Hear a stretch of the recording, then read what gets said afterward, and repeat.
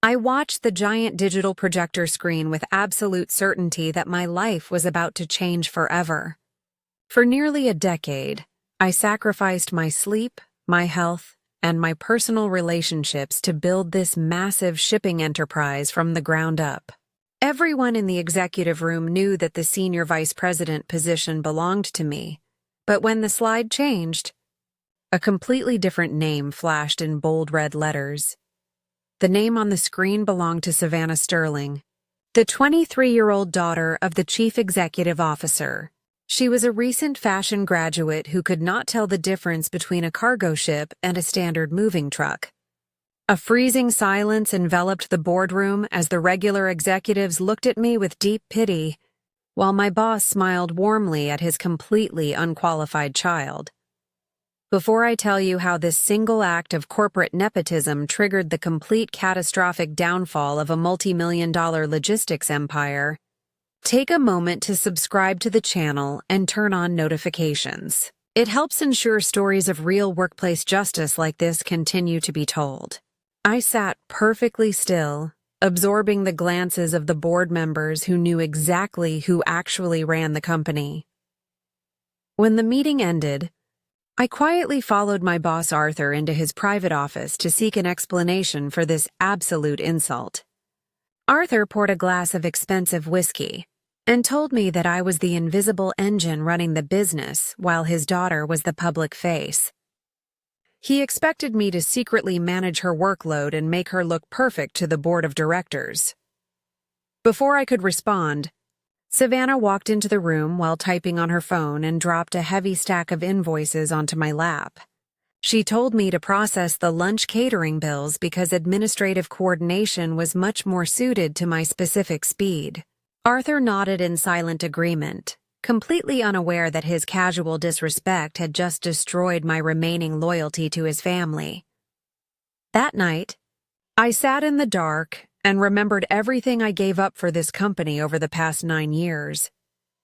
I missed the wedding of my only sister because of a midnight shipping crisis in Europe. Even worse, during the final months of the terminal illness of my mother, I worked on my laptop from the hospital waiting room because Arthur claimed the business would collapse without me. I opened my original employment contract from 9 years ago to find a way out of this nightmare. As I reviewed the fine print, I discovered a massive legal vulnerability that the company lawyers had completely overlooked.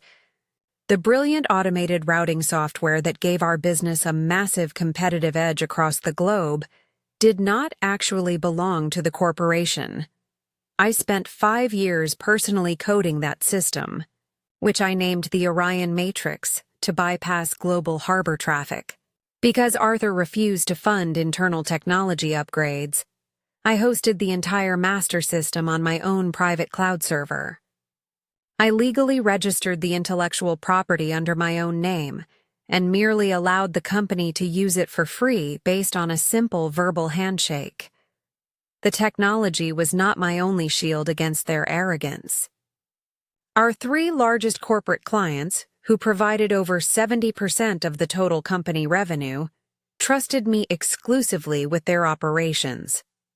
Their legal contracts contained a specific protection clause stating that if I ever stopped managing their infrastructure, they could immediately cancel their long-term agreements with a 30-day notice. 2 weeks later, Savannah called an emergency meeting to announce a disastrous cost-cutting plan that she created without any experience. She ordered our staff to move a $40 million shipment of delicate medical supplies to a cheaper secondary port that was currently experiencing a massive worker strike. I stood up and warned her that the medicine would ruin without proper power. Savannah laughed out loud and told me that my old methods were the reason I remained a basic director for so long. She then announced that she was revoking my system administrator access and stealing my seasonal performance bonus to pay for her new personal branding team. Arthur watched silently and nodded his approval, which officially sealed the doom of his entire empire. I walked out of the building with total peace of mind and arranged a private dinner with Julian Vance, the owner of our biggest corporate rival. Julian had tried to hire me for years, and tonight I accepted his offer to become the senior managing partner of his shipping firm. I signed a contract that doubled my salary and gave me a massive equity stake. The next morning, my personal attorney confirmed that the company had committed a material breach of contract by withholding my earned bonus. This illegal action instantly nullified my non-compete agreement, leaving me completely free to work for the competition. Over the weekend, I logged into my private server and set an automated timer to shut down the software license on Monday morning. At exactly 9 o'clock on Monday, the system timer hit 0 and the shipping dashboards across the world went completely black. Without the automated algorithms, the untrained office staff had to use old manual spreadsheets that they did not understand. At the exact same time, the medical cargo arrived at the strike-delayed port. The cooling systems failed, and the medicine spoiled completely. The furious pharmaceutical executives discovered the disaster and immediately terminated their contract, while our other two major clients invoked their protective clauses to leave the business as well. Within a few hours, the company lost the vast majority of its annual revenue and its market value collapsed. SAVANNAH tried to override the system lockout, but the screens only displayed my name. Arthur called my personal phone in a state of absolute panic, screaming that I was guilty of industrial sabotage and illegal theft. My attorney took the phone and calmly explained that the software belonged to me, and the stolen bonus had legally destroyed the non-compete clause. Arthur began to weep openly, begging me to return by offering a full partnership and a massive bonus. I reminded Arthur that he considered me an engine that belonged under the hood where nobody could see it. I told him that without the engine, his expensive car was just a useless piece of metal on the side of the road, and I refused to work for people who only valued the paint job. I hung up the phone and cut the connection forever. 6 months have passed since that morning, and the entire landscape of global logistics has changed. The company owned by Arthur filed for total bankruptcy. His assets were liquidated, and he lost his luxury estate to pay off massive debts.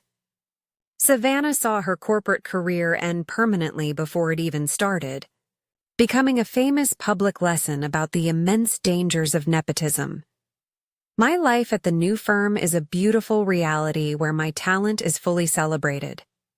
The major clients moved their operations to our platform, causing our business to grow rapidly while my personal income doubled. I learned that you must never let a toxic employer hide your value in the dark, because when the engine walks away, the entire empire crumbles. If you enjoyed this journey of corporate justice, please subscribe to the channel for more unbelievable stories.